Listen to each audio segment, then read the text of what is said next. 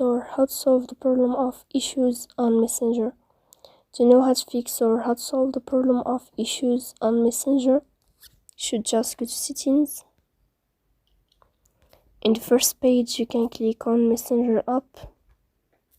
You will click here, as you see. Then you can click on first stop and you can click OK. After that, you'll enter to the window of storage. Here you can click clear cache. Don't click clear data because that can delete your account. In the end, you can turn off your Wi-Fi and you can turn on your Wi-Fi again. So please don't forget to support us by like and subscribe. See you next time in another video, and thank you for your attention and your watching. Goodbye. You see.